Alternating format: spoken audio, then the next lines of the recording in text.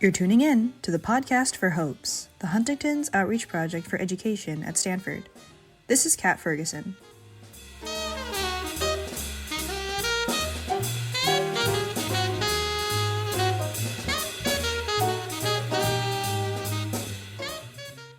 Today on the HOPES podcast, we're talking advocacy. What does it mean to be an advocate? How can an ordinary person contribute their time and energy to a cause like HD advocacy while making sure that the interests of patients and their families are put first?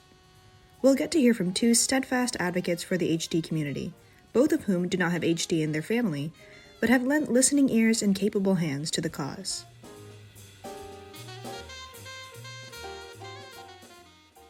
My name is Max Moon. I am the Volunteer Director of Advocacy for the Northern California Huntington's Disease Chapter. I'm Cole Holderman. I'm the former Director of HOPES, and currently I am the Secretary of the HDSA Bay Area affiliate in San Francisco, and I'm on the Board of Directors for the HDSA Northern California chapter.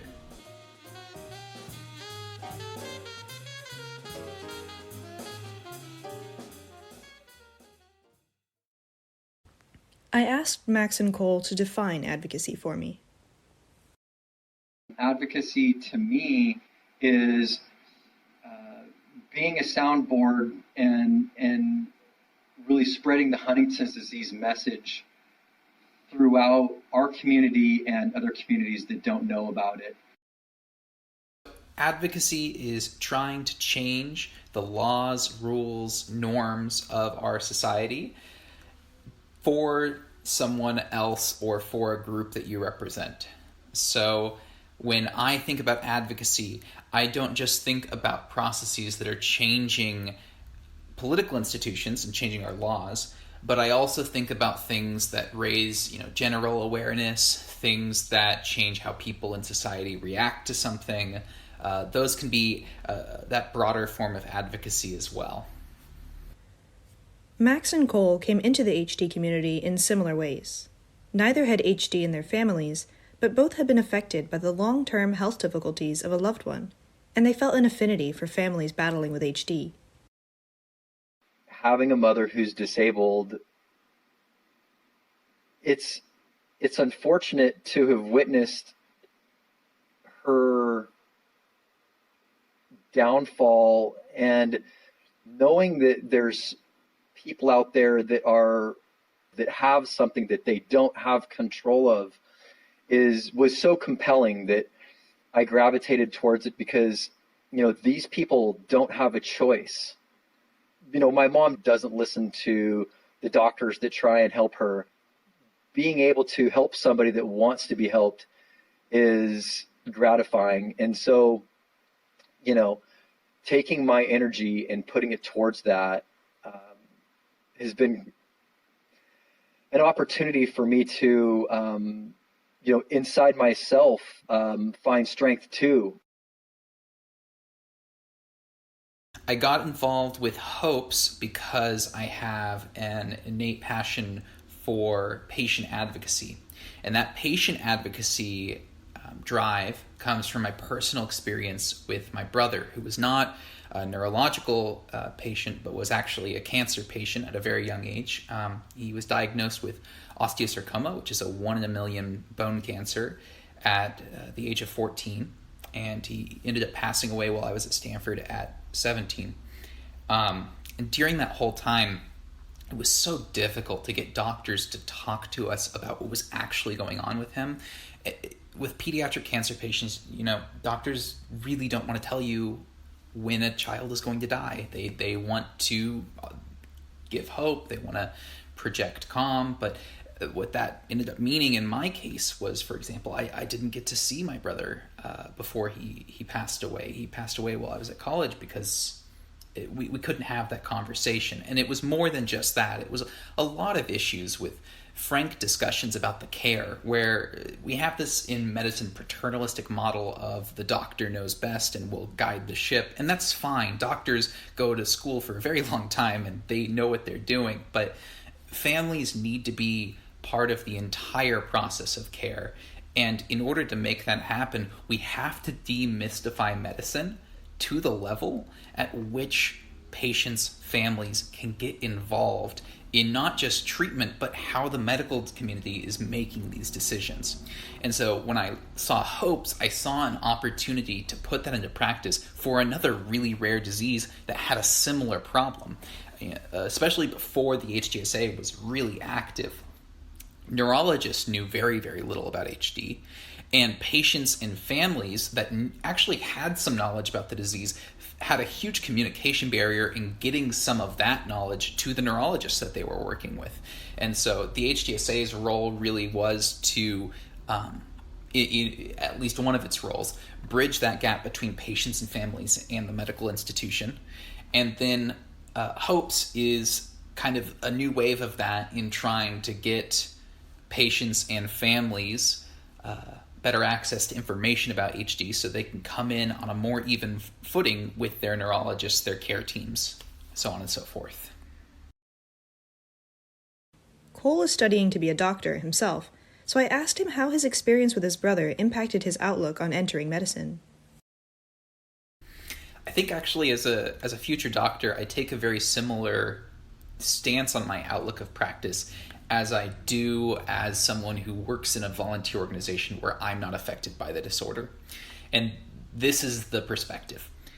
When you are serving somebody, you are serving their interests. And just because you know more than them about some specific topic does not mean that you are driving that ship. And so I have seen too many doctors think there is one way to health and I'm going to drive the patient there. What we really need is doctors who say, I am here to present the options to you and guide you to make a decision I think aligns best with your objectives, your goals. And that is what I try to do when I'm doing volunteer work as well. Too many people go into volunteer organizations with their own agenda and their own rules and goals in mind, and they lose sight of the people that organization is supposed to represent. This is especially true in HD, where a lot of people with late-stage Huntington's disease can't actually function in volunteer positions because they have, in some cases, cognitive deficits, or it's simply too hard for them to get to the meetings. So in these cases, it's really incredibly important that people who don't have that direct connection step aside when there are decisions that need to be made that they might influence with their own biases, preconceptions, stuff like that. When people without connection should step in is when they can do something for the people who have the vision that is useful. So, for example, I'm the secretary of the affiliate board, not because I have a huge role in steering what the affiliate focuses its time on, but because minutes are something that people don't like doing, and if I can do minutes, that means that's one less thing that people with the vision have to do. So I see, I guess, my work with these organizations is support. And as a doctor, that is also how I see my role is as a support.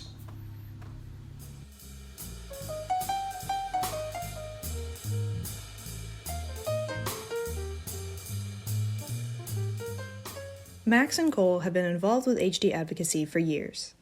I asked them to share a project with our HOPES listeners that could illustrate how their HD advocacy takes shape in their day-to-day.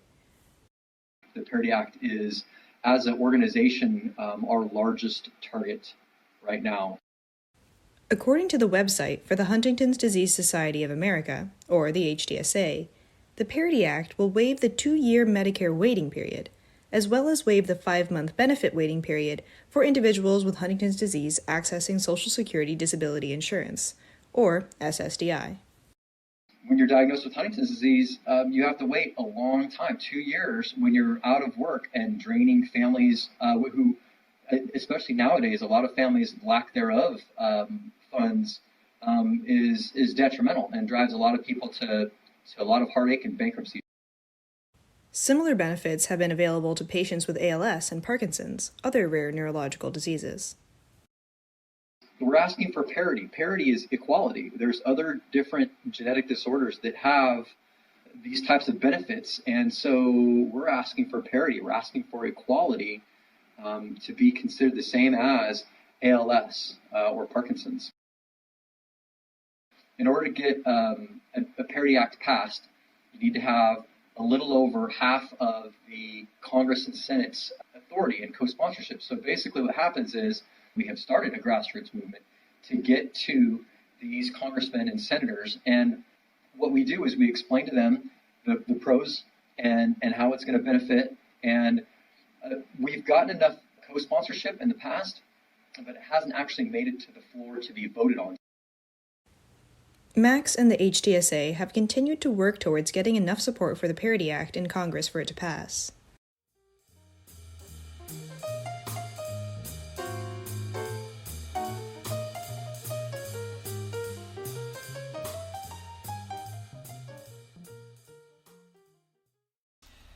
I really loved working with the support group at Palo Alto for HDSA.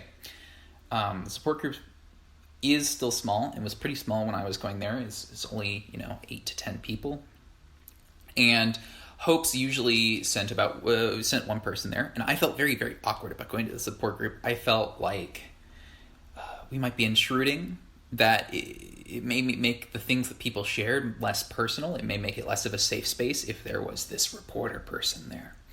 And actually, at first, I'll have to be honest, that was really what the vibe was. I was very, very concerned that we were having a damaging impact on the support group meetings, and so I tried really hard to make sure I had a carved out role in the group, because I figured if I had a role, they would know what I was there for, and then, it wouldn't feel like I had some ulterior motive or was doing something else or was writing about them, right? And so I really firmly established with them that we were at those support group meetings to get ideas for topics that they were concerned about.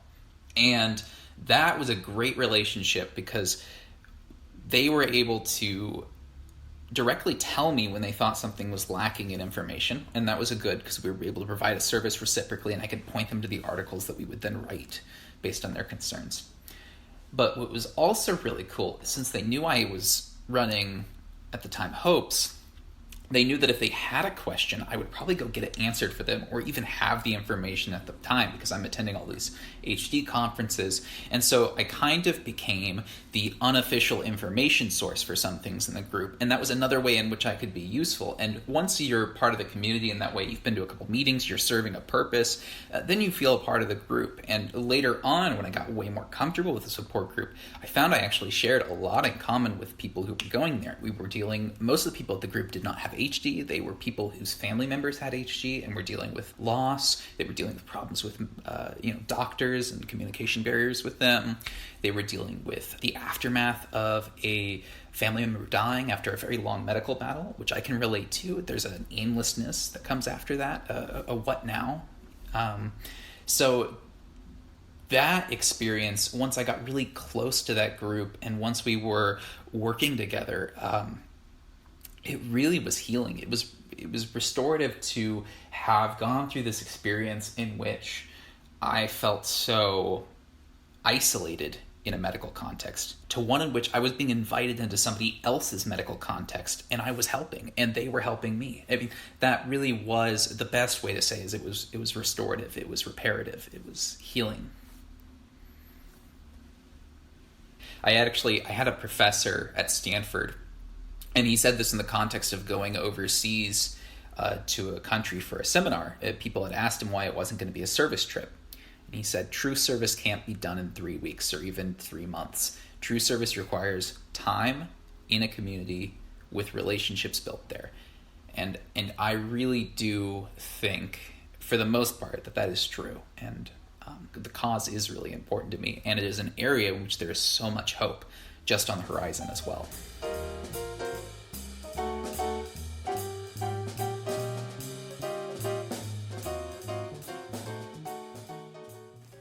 But if you're interested in advocacy, what can you expect that work to be like?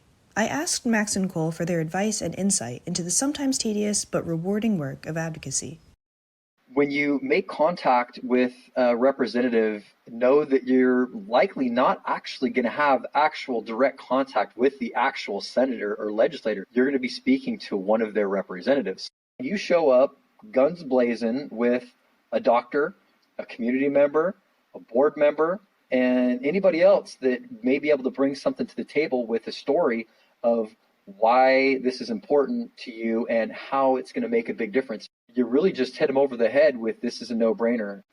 You have to understand that a lot of the no's you hear eventually turn into yeses.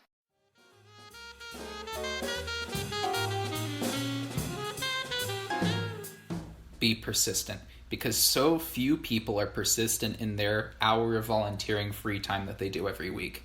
That anyone who is will have a huge impact. It really is just going to the same person's door and, knocking 6 times a week or sending them a message once every week for a year or setting up appointment after appointment. Like, it's not so much what you say in any given meeting all the time. Sometimes it really is just the persistence that someone is always talking about this issue. That's a theme that we see in advocacy, and it's also true in volunteer work. The most important people to make an event succeed are not the head organizers.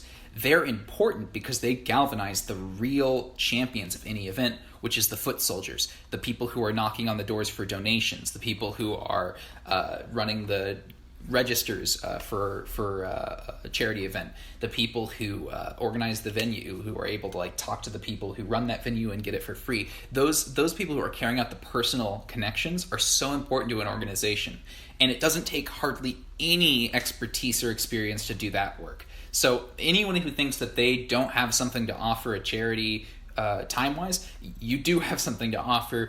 What these groups are really lacking is people willing to give time. And so time is more valuable than people think. Cole also wanted to leave a message particularly for people interested in HD advocacy who, like him, do not have HD in their families and may in some ways be unable to truly understand the specific needs and experiences of those who do deal with HD among their close relatives and loved ones. Don't be so caught up with trying to say things. Don't be so caught up with trying to talk. I think that may have been my problem early on, especially. If people need to hear from you, it'll be apparent. If there's input you need to give, if there's someone steering off track, or if there's something that might be going awry, it'll be clear to you that you need to talk. But 9 times out of 10, just stay quiet and listen, because these are somebody else's groups. They're other people's communities, and if you listen long enough, they'll be your communities too. But you got to listen. And I think that's really important for people getting involved in not just advocacy, but general community building, patient work. That's something you've got to learn. After hearing all that, are you interested in getting involved?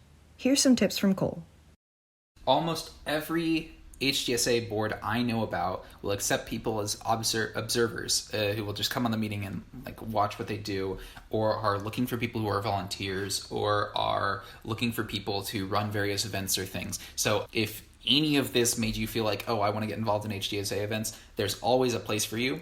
And you'll probably end up doing something that you don't think you would have been able to do beforehand. You might end up running something, or organizing a committee, or actually doing things that impact quite a few people. So definitely get involved with HDSA. It's a fantastic organization. I've never regretted anything I've done with the HDSA.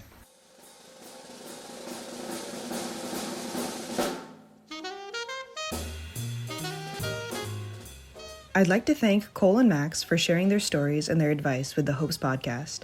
Thank you for listening. If you're interested in getting involved, consider checking out your local HDSA chapter or other opportunities to support the HD community in your area. I'd also like to thank the Hopes Fund for supporting the podcast, and Catherine Heaney and the Hopes team for their guidance.